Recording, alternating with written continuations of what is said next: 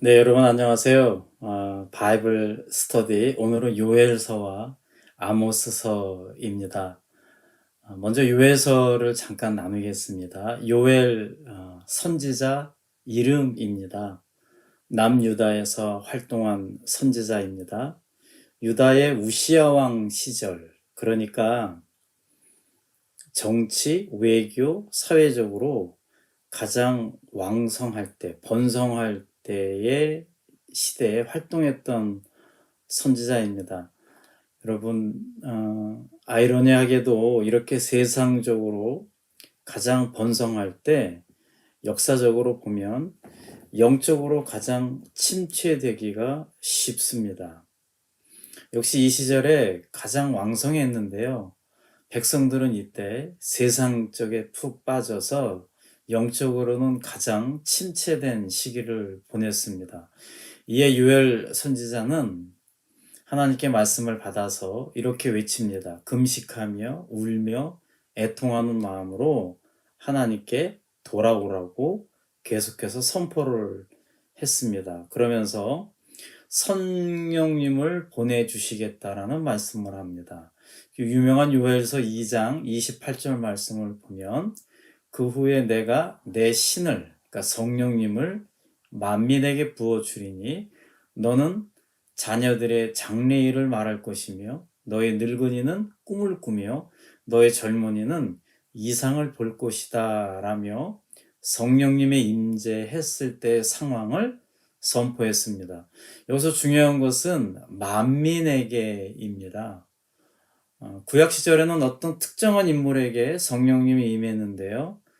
이제는 어떤 특정인이 아닌 모든 이들에게 임하는 성령입니다. 이 성령이 임하는 자에게는 청년들이 비전을 품게 되고 어르신들이 꿈을 꾸고, 예, 그러면서 이 성령님의 임재에 놀라운 사건들이 일어난다라고 하는 것이죠. 사도행전에 보면 120명의 성도들이 마가의 다락방에서 모여 기도할 때 그 안에 성령님이 임했습니다. 그때 모두가 방언이 터지죠. 주변의 사람들이 저 사람들 제정신 아니라고 미쳤다라고 했죠. 이에 더 나아가 베드로가 성령 충만하여 설교를 했을 때 그 뭐 어부 출신이 뭐 무슨 지식이 있겠습니까? 지금처럼 뭐 신학교에 다녀서 공부를 한 것도 아니고, 허나 베드로에게 성령님이 임했을 때 베드로는 강한 선포를 메시지를 선포했고 그날 무려 3천 명이 회개하는 역사가 일어났습니다. 말씀을 전하는 자나 듣는 자나 성령님이 임하시고 성령 충만이 일어날 때 많은 이들이 회개를 하고 세례를 받으며 어, 결국은 나중에 초대교회가 탄생되는 그것까지 이루어지는 것입니다. 그래서 요엘서를 구약의 성령장이라고 부릅니다. 다음은 요엘서에 이어서 아모스서입니다. 아모스도 요엘 선지자와 같이 선지자의 이름이고요. 우시야 왕 때, 유다 왕 우시야 왕 때 활동했던 이 사람의 직업은 양을 치며 뽕나무를 기르던 농사꾼이었습니다. 예, 농사꾼이든 누구든 그 선지자에게 성령님이 임하는 그 순간에 그의 입술에서 그의 지식이 늘어나고 말씀이 나오고 그렇게 되는 거거든요. 아모스서 역시 하나님의 부르심을 받고 당시 북이스라엘의 전성기를 누리던 그 여로보암 2세가 다스리던 그 패역한 이스라엘 땅에 가서 예언을 했던 선지자입니다. 아까 말씀드렸듯이 이렇게 세상적으로 전성기를 이루게 될 때 참, 예, 더 하나님께 감사해서 하나님께 나아가야 되는데, 예, 사람들은 완전히 죄 속에 빠지게 됩니다. 예, 그래서 아모스는 이 공의로운 하나님의 법을 버린 북이스라엘 백성들에게 당신들은 곧 멸망할 것이다 라고 하는 예언을 하게 됩니다. 사람들은 세상이 번성하자 사치와 향락에 물들었고 빈부격차가 심해지고 질서가 무너졌습니다.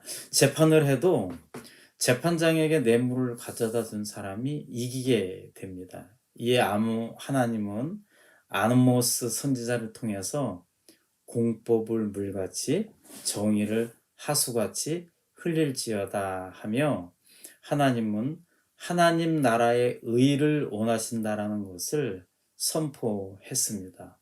이 북이스라엘의 가장 큰 잘못은 역시 바로 기복신앙이었습니다. 기복신앙이라고 하는 것은 하나님을 믿는다고 하면서도 하나님과 성경 말씀을 알려고 하지 않고 그저 하나님의 복을 받기만을 강구하는 신앙입니다. 안타깝게도 오늘날 이런 사람들이 참 많은데요. 우리는 하나님의 말씀을 통해서만 하나님을 알 수 있습니다. 그렇죠? 말씀을 배우지 않는 사람은 하나님이 어떤 분인지, 하나님이 나에게 어떻게 살라고 말씀하시는지, 무엇을 하고 무엇을 하지 말아야 하는지 전혀 알 수가 없습니다. 그래서 아모스 선지자가 강조하는 말씀하셨던 그 여호와의 날에 대해서 알 수가 없는 거죠. 그래서 아모스서는 끊임없이 여호와의 날을 선포했습니다. 여호와의 날이란 하나님이 이 땅에 다시 오시는 날을 말하는데요.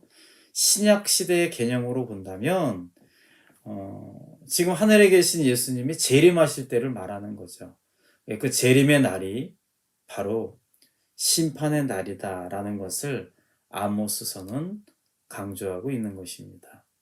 이 요엘 선지자와 아모스 선지자 모두 하나님의 말씀을 멀리하고 자기 마음대로 살아가던 백성들에게 끊임없이 너희들이 이렇게 살면 멸망한다고 그래서 여호와께 속히 돌아오라고 말씀을 선포한 선지자입니다.